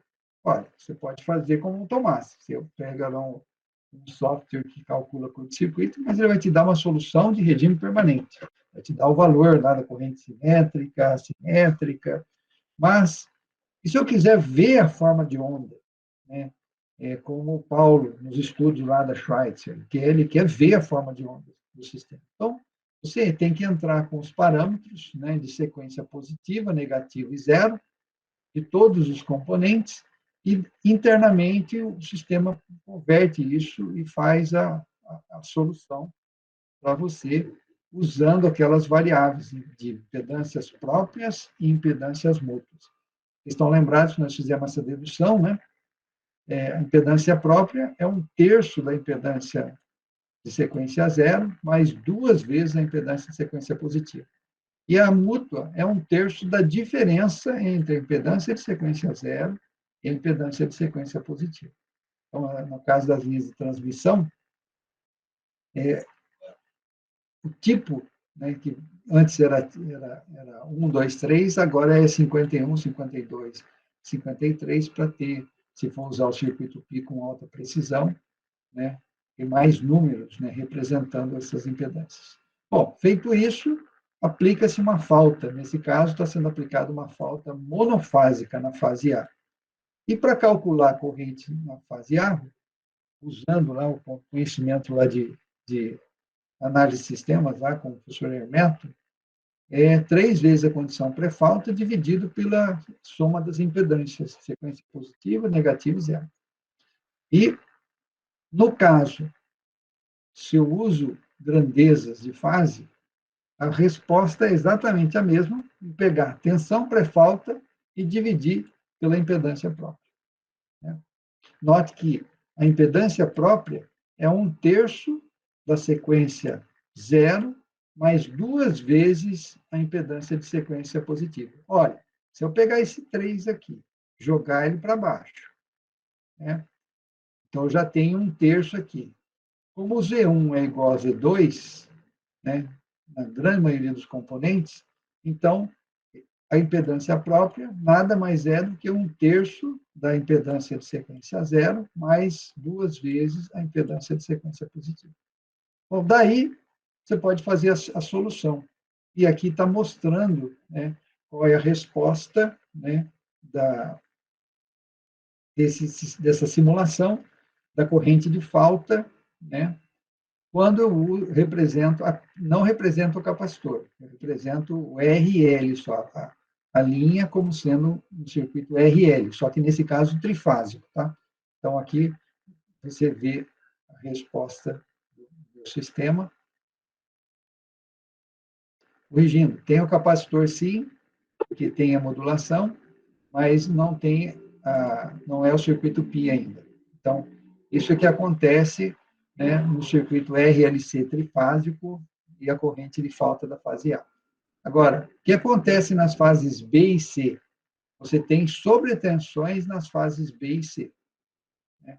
Por quê? Justamente por causa do acoplamento. Uma corrente muito grande passando na fase A, ela vai impactar através da impedância mútua entre a fase A e a fase B, entre a fase A e a fase C, ela vai fazer uma sobreposição de tensão na tensão das fases B e C. Portanto, essas fases SANS vão ter uma sobretensão, que a gente chama de unfaulted phases. Agora, se eu representar o meu circuito trifásico utilizando um circuito π, né, para representar a linha, olha o que acontece. Essa forma de onda, comparada com aquela RL aqui, ó, é bem diferente, certo? Por que que é diferente? Porque aquele primeiro capacitor na entrada do circuito π, né, já deu uma resposta extremamente alta. Né? Quando você aplica a falta, né, aquele capacitor, na verdade, ele não existe. Você está curto-circuitando um capacitor lá na extremidade da linha. Né? Tem a extremidade da linha, depois tem outro capacitor, aí você curto-circuita, então você está provocando uma variação brusca, né, naquele sistema. E, consequentemente, vai ter uma variação muito grande de corrente aqui. Você força uma variação de tensão grande no capacitor série, consequentemente, vai ter uma variação brusca aqui de corrente. Então, essa é a resposta que você tem quando você representa com o circuito π. E a mesma coisa vai ter sobre tensão nas fases SANS. Agora, se eu representar o meu sistema com parâmetros distribuídos, agora sim, isso é o que provavelmente você vai oscilografar. Então, se você pegar aquele sistema, aplicar um curto-circuito lá no final da linha e oscilografar essa corrente de falta, você vai ver que ela está cheia dessas distorções aqui que representam a reflexão de ondas entre o final da linha, o início da linha, o final da linha, o início da linha. Então, cada uma dessas variações bruscas aqui corresponde às reflexões de onda. E isso vai acontecendo até que sejam amortecidas e, finalmente, você chega aqui na condição de regime permanente. Então, olha a diferença da resposta da corrente de falta, que é mais próxima da realidade do que todas as outras correntes anteriores. Né? Se a gente observar as tensões também, as tensões nas fases SANS também vão ter essas reflexões de ondas superpostas. Por quê? Porque existe o acoplamento, né, entre corrente que passa na fase A, via a impedância mútua da fase A com a fase B, vai induzir tensões, né, na fase B e C, tal como nós vemos aqui. Portanto, se nós compararmos agora, né, as soluções, né, podemos dar um zoom aqui para ver esse tempo de propagação, e vai ver que exatamente isso aqui é 2 vezes o tau, que é o tempo de propagação de onda. Né? Comparando respostas oscilografadas, né, no sistema da Hydro-Quebec, com respostas calculadas pelo MTP, a gente vê que é bastante razoável, né, a resposta obtida com o MTP. Tranquilo até aqui? Muito bem. Se a gente plotar, então, as 3 correntes, olha a diferença. Você fala, poxa, professor, mas exceto aqui esses transitórios no início, aqui no regime permanente, elas convergem. Sim, no regime permanente, né, o efeito, né, transitório já passou. Né, mas o que você está preocupado, na verdade? Com as sobretensões que podem queimar aqui, ou que podem gerar operações indevidas em equipamentos ou relés de proteção. Existe uma tendência cada vez de interromper o sistema num tempo cada vez menor. Então, se você interrompe uma corrente de falta, aqui nós temos quantos ciclos? 1, 2, 3, 4, 5, menos de 6 ciclos. Né? Você interrompe, quanto mais cedo você interrompe a corrente de falta, maior é o desafio imposto, né, aos equipamentos de proteção, né, para tomar a decisão correta, né, desde que consigam detectar, né, com precisão esses valores de corrente. O próximo passo e último passo para a gente concluir esse nosso encontro de hoje. Ora, eu refazer uma representação transitória, da solução transitória, completa, detalhada, com o modelo do gerador. Porque aqui a gente viu que a corrente chega em regime permanente e eu não vejo a componente da corrente subsíncrona, né, subtransitória, né, a corrente transitória, depois a corrente síncrona de eixo direto. Eu não vejo todas essas fases do transitório, porque eu não estou representando o gerador corretamente. Bom, para representar o gerador, eu preciso de mais dados. Eu preciso da reatância síncrona de eixo direto, da reatância essa é assíncrona, essa aqui é, como chama, Tomás? X'D é a reatância Subtransitória? Ricardo, Deus te Eixo direto? Uma é transitória ou uma subtransitória? E o X duas linhas, o que significa? X duas linhas que é a subtransitória. Isso. X duas linhas é a subtransitória. Essa aqui a gente chama de transitória. E essa nós chamamos de síncrona. E essa aqui corresponde à solução de regime permanente. Então, é como se o gerador, na condição subtransitória, ele tem uma menor impedância à passagem da corrente. Portanto, a corrente é muito alta. Só que à medida que vai passando o tempo, vai diminuindo esse efeito de redução de impedância por causa das variações de fluxo dentro do gerador. E aí o efeito combinado, né? Como é que se representa isso? Com variações de reatâncias, que subtransitória, transitória e síncrona, e também com as constantes de tempo, né?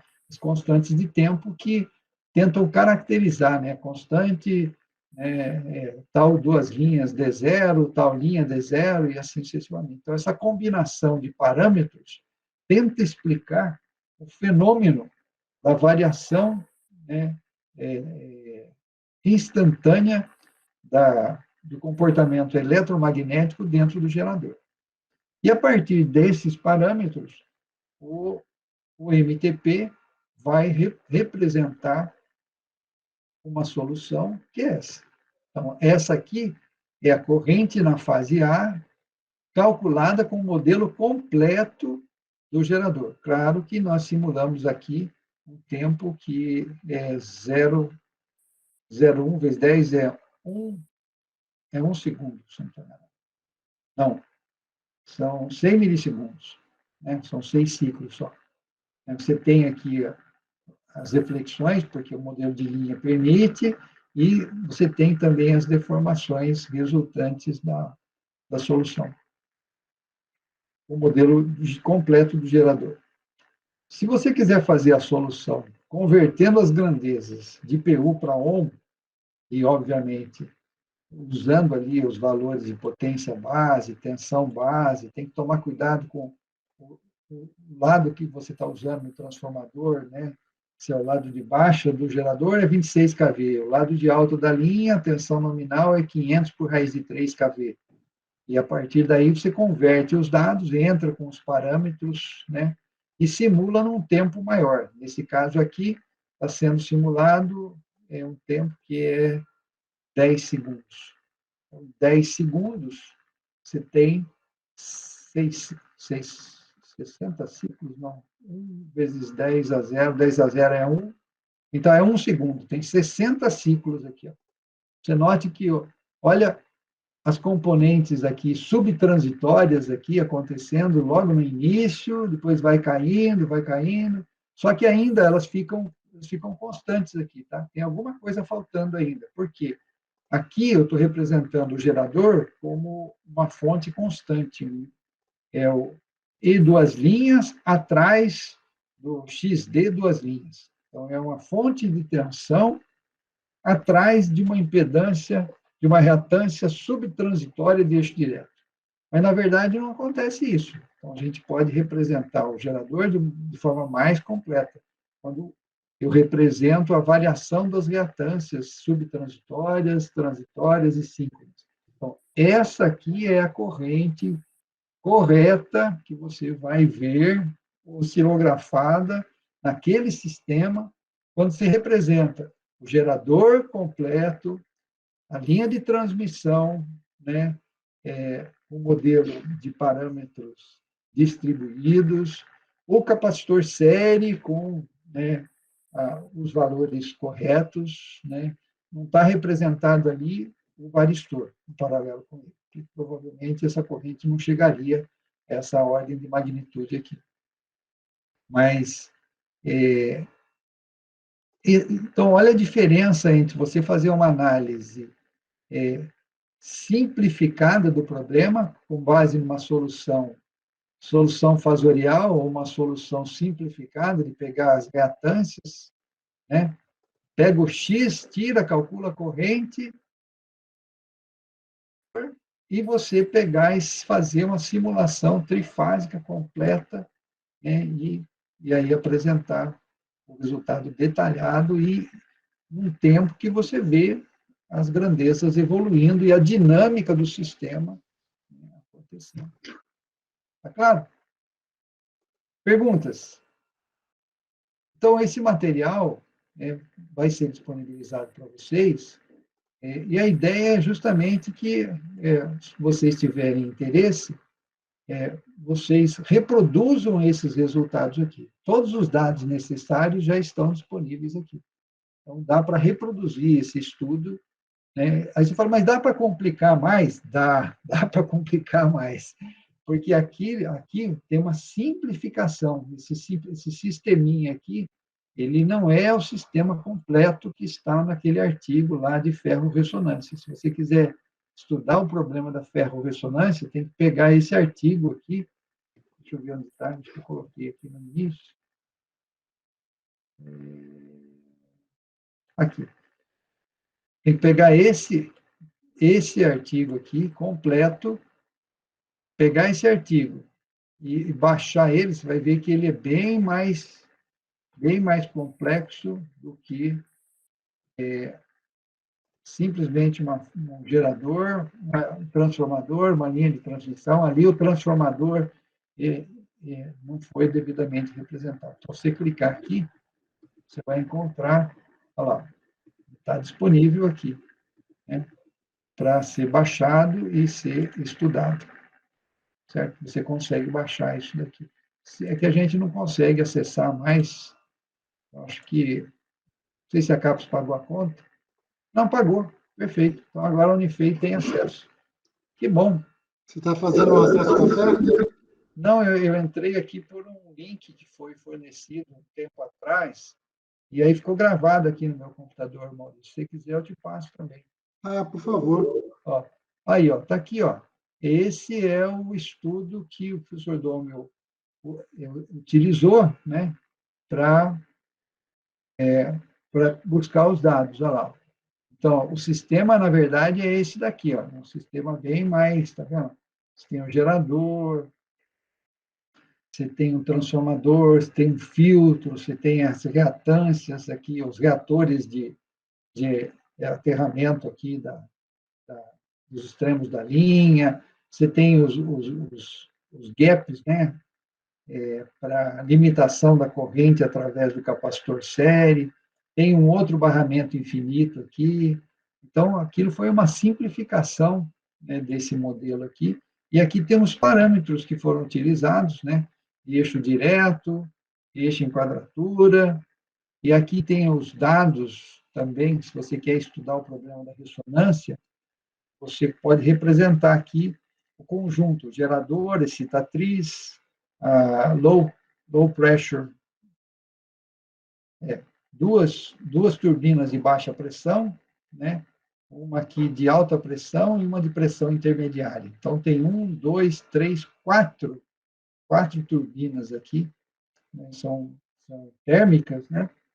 Então, cada uma delas com aqueles conjuntos de pás aqui, dentro de uma câmara de pressão Aqui a pressão é baixa, aqui é alta pressão, até chegar no gerador, e aí cicatriz. Então, esse conjunto todo aqui, em condição de ressonância subsíncrona, ele é torcido até a ponto de arrebentar em algum ponto desses eixos aqui, dependendo da condição da ressonância. Muito forte.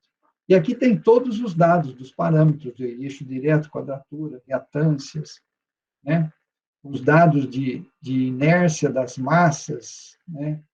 Torque, aí as equações que representam os parâmetros, o estudo de caso, como está sendo, como foi representado, e aqui resultados, eu acredito que oscilografados e resultados simulados. Então, aqui você tem a tensão, olha o que aconteceu com a tensão, o que aconteceu com a corrente, foi a corrente de falta, todo característica, você tem os 60 Hz, mas tem alguma coisa modulando em cima deles aqui, que é a ressonância subsíncrona. Aí você vê a variação de torque no gerador e a variação de torque aqui nas turbinas. Então, um torce para um lado, outro torce para o outro, não tem jeito, né? Aqui é entre o conjunto low pressure, baixa pressão, A e B. Então, o que está acontecendo aqui? Então, uma hora está torcendo para cá, outra hora está torcendo para lá. Positivo, negativo, positivo, negativo, positivo, negativo. Então, você não está girando. Então, isso aqui pode quebrar o eixo. E a mesma coisa entre o gerador e a excitatriz. Quando você tem um torque pulsante assim, você está pegando, gerando para a direita, para a esquerda, para a direita, para a esquerda, para a direita, para a esquerda. Uma hora quebra. Não tem jeito. Então, tem todos os dados aqui, se vocês quiserem reproduzir os estudos, né? Com as discussões e tudo mais. Então, foi muito sábio, né, professor Domel, utilizar esse exemplo para demonstrar o potencial de uso do programa MTP. Embora ele fale ali, isso é uma introdução ao uso de programas baseados no MTP, você vê, ele começa lá embaixo, falando, né, qual a diferença entre programa de transitórios, programa de curto-circuito, programa de fluxo de potência, programa de estabilidade, representação dos componentes de um sistema, solução fasorial, o que é solução no domínio do tempo, o que é solução em regime permanente, né, modelo de linha, né, se é em PU, se é em grandezas físicas, o cuidado com o uso dos modelos, a resposta em frequência, o impacto de um curto na fase A, nas fases SANS, o problema de reflexão de onda, né, até chegar, não, mas não está representado o gerador adequadamente, vamos representar o gerador, representa o gerador, se for uma fonte, uma tensão, a fonte de tensão subsíncrona, atrás de uma ressonância subsíncrona, ainda assim não está correto. Tem que representar ele completo, né, porque senão a tensão de regime permanente ou a corrente seria constante. É isso que vai acontecer, porque, né, você tem as diversas fases, diversas constantes de tempo envolvidas no transitório e no gerador. E aí, finalmente, ele apresenta o uso do MTP para curtos-circuitos em sistemas ou linhas de transmissão em corrente contínua. E as tensões ou sobretensões transitórias relacionadas. Essas só têm como ser calculadas com programas baseados no MTP. Não dá para fazer cálculo de curto-circuito em linhas de transmissão em corrente contínua com programas de regime permanente. Por quê? Porque para você forçar a corrente, primeiro para conseguir desligar uma linha de transmissão em corrente contínua, a corrente tem que passar por zero. Se a corrente não passar por zero, o dispositivo de interrupção não consegue, né, interromper. E para forçar a corrente a passar por zero, tem diversas estratégias, né, que criam oscilações que levam essa corrente a passar por zero. Na hora que passa por zero, aí há a extinção do arco na câmara. Então, é muito mais difícil interromper uma falta, uma linha de transmissão em corrente contínua, do que numa linha de transmissão em corrente alternada. E aí que tem as dificuldades, né? Na verdade, a interrupção acaba acontecendo porque você interrompe o disparo nos elementos de conversão eletrônica. Então, você tira o disparo lá dos retificadores, né, controlados, né, os SCRs, né, tipicamente, mas hoje em dia tem outras formas de conversão, com múltiplos conversores, usando aí GBTs em alta frequência, com muitas formas de conectar os módulos. Então, está ficando cada vez mais complexo, né, trabalhar com sistemas elétricos híbridos, né, contínuo, alternado, e aí os fenômenos transitórios também ficam cada vez mais desafiadores. Então, saber usar bem um programa de transitórios eletromagnéticos é fundamental. Tranquilo? Bom, é isso que nós tínhamos para falar hoje, e eu vou parar a apresentação. Se vocês tiverem alguma coisa a comentar sobre os projetos de vocês e tal, muito bem, estamos à disposição. Se não, não percam tempo. Mãos à obra. Vão em frente aí nos trabalhos e lembre-se que 2 de julho termina o nosso curso. Nós temos mais 2 semanas em maio, aí entra junho, então não deixa para a última semana você fazer o seu trabalho, não. Pensa que você pode publicar, se você fizer um trabalho legal, você pode publicar isso num congresso, né? Vai ter muitos congressos que ainda vão ser virtuais, então a chance da gente participar é muito grande.